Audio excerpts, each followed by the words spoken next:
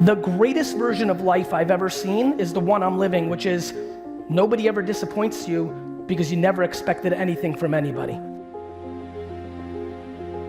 I'm telling you right now, you want to talk about why so many of you aren't exactly where you want to be? Look deep inside yourself on what your expectations of others are. And then the worst fuckers of you are the ones that do shit expecting something more in return. That's my favorite. That's like the 10 emails I got today. Gary Vee, I'll buy you lunch when you're in Sydney. Yeah, that sounds fucking rad, Rick. Can't wait to get that $8 sandwich for a fucking hour-and-a-half session.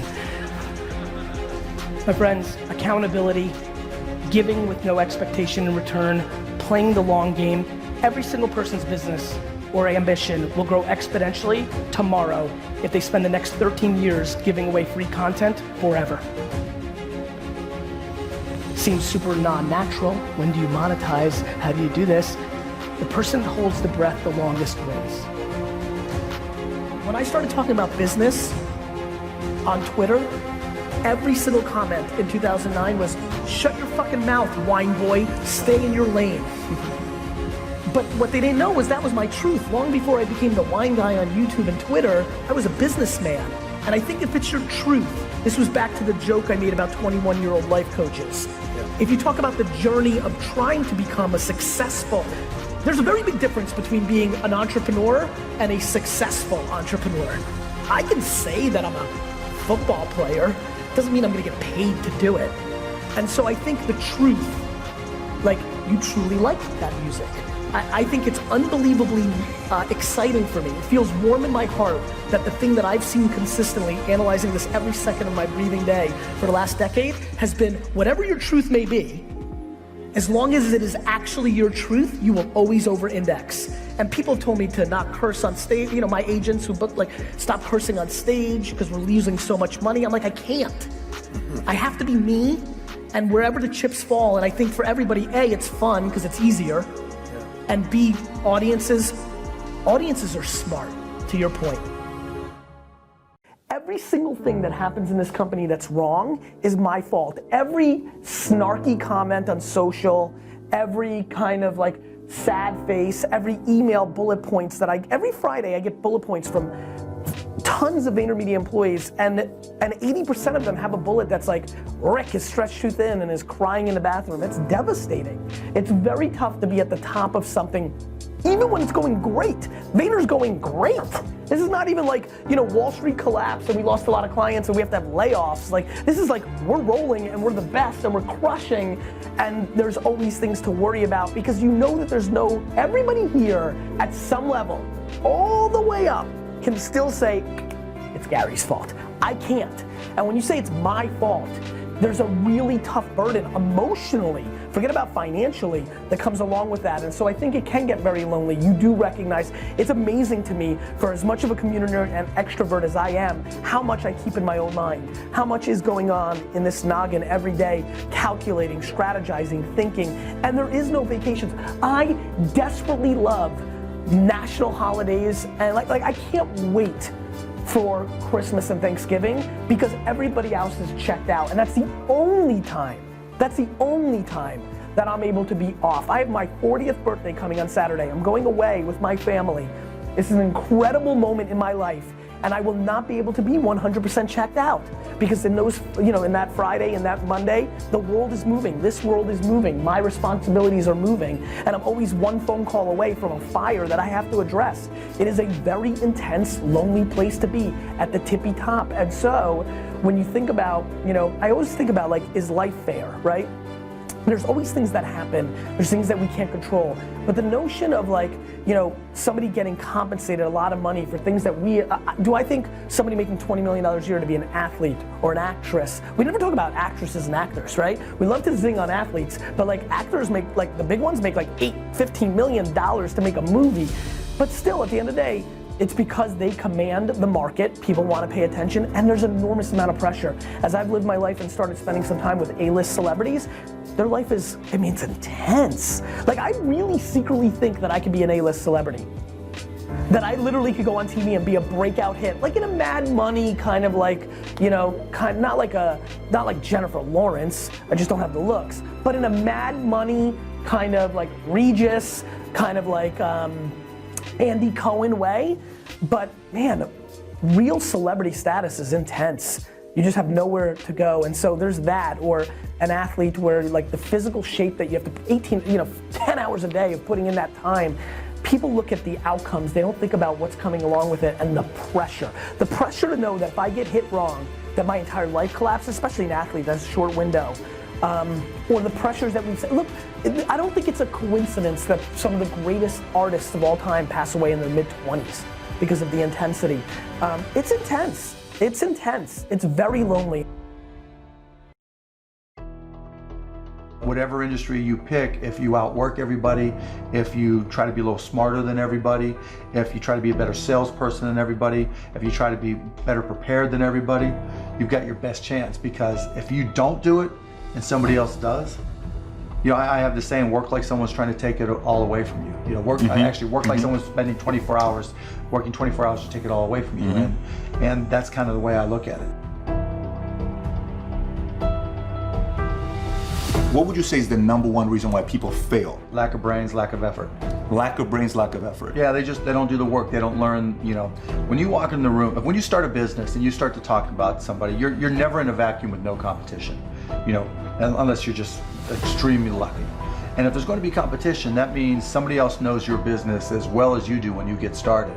And if you walk into a competitive environment and they still know more about the business than you do and more about your customers, you're going to lose. But most people don't consider that. They don't do the work. They don't learn more about their industry. They don't know even about their business. And so you've got to put in the effort to know more about your industry than anybody else. And that's the brains part, and that's the effort part as well. Because look, if you're competing with me, you better know what you're doing, otherwise I'm gonna kick your ass, and you're not gonna outwork me. And so, the combination is usually what kills businesses early on more than anything.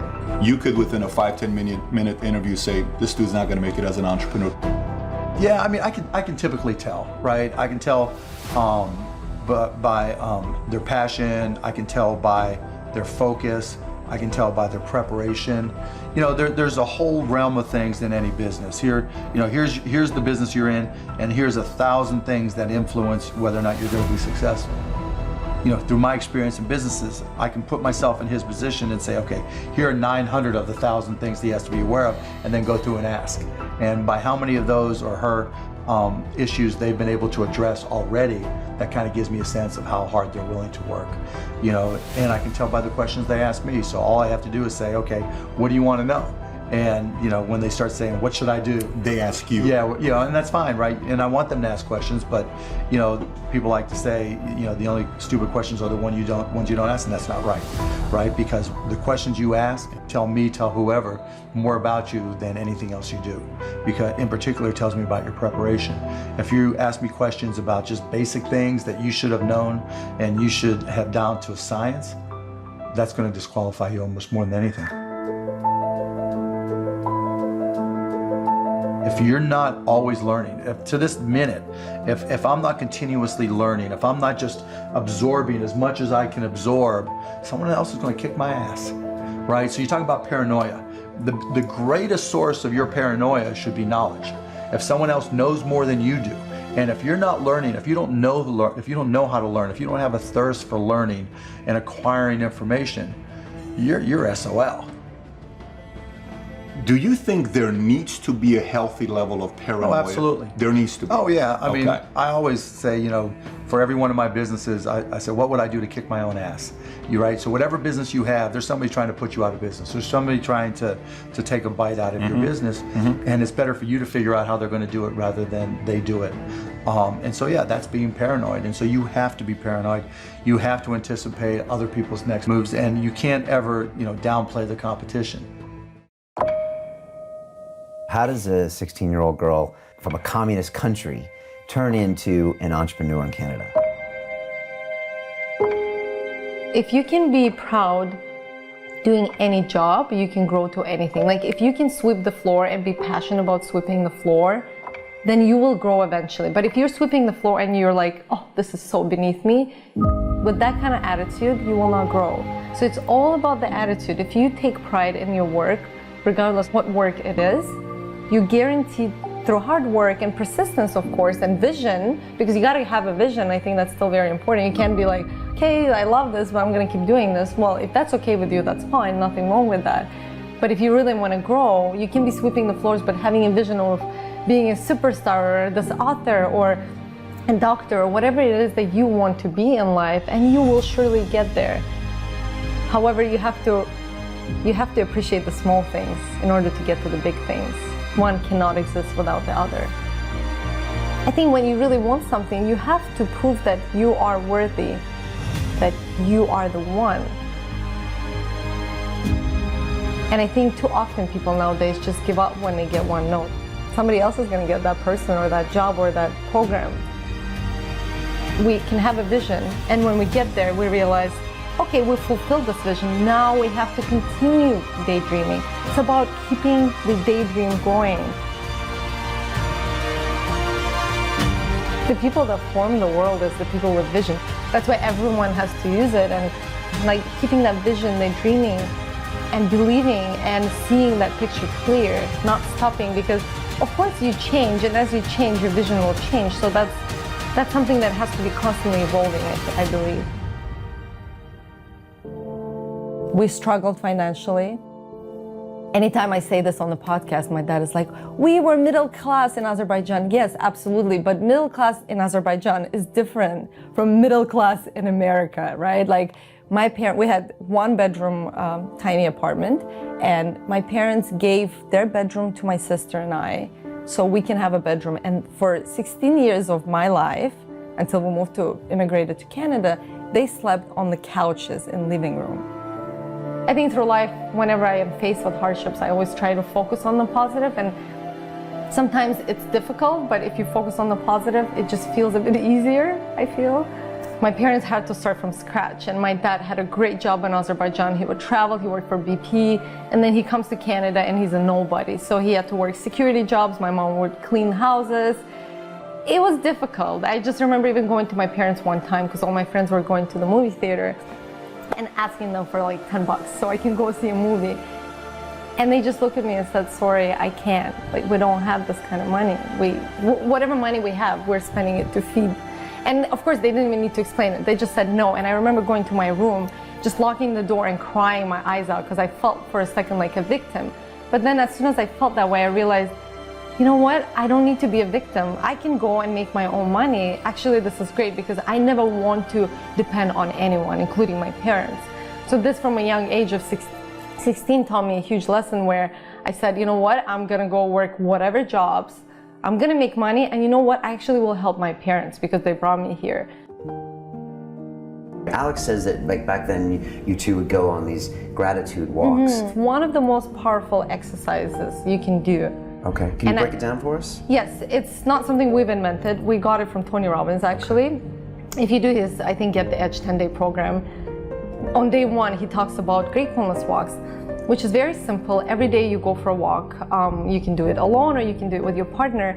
And the way you start it is you just start saying things that you're grateful for that you already have in your life. So you could say, I'm grateful for my body, I'm grateful for my eyesight, I'm grateful for, you know, this beautiful city that I live in. So you start with things that are in the present, then you can move on to I'm grateful for my partner, I'm grateful for my friends and family. And then the magic part here is that you start saying things that you're grateful for that you don't have but you want to manifest in your life. So we would go on these gratefulness walks while we're broke and just completely lost, don't know what we want to do in life. And we would say things like, you know, I'm grateful for having this amazing business. I'm grateful for, you know, that we get to travel the world together and that we're financially free and we have this beautiful home and all these things that we wanted to experience and live. And Brian, now, years later, it's crazy to think that we're here and beyond what we've even dreamt of or imagined. So we've used this exercise at different points of our lives, and it's extremely powerful and it works every single time. But you really gotta like feel it, like as you're walking, you say it and you feel it. And yeah, like we would do it for a few months and then we would stop, but things would manifest in like a year or two. And then we would realize that they did, and we would restart the practice, but we would already ask for different things. And again, then they would come true.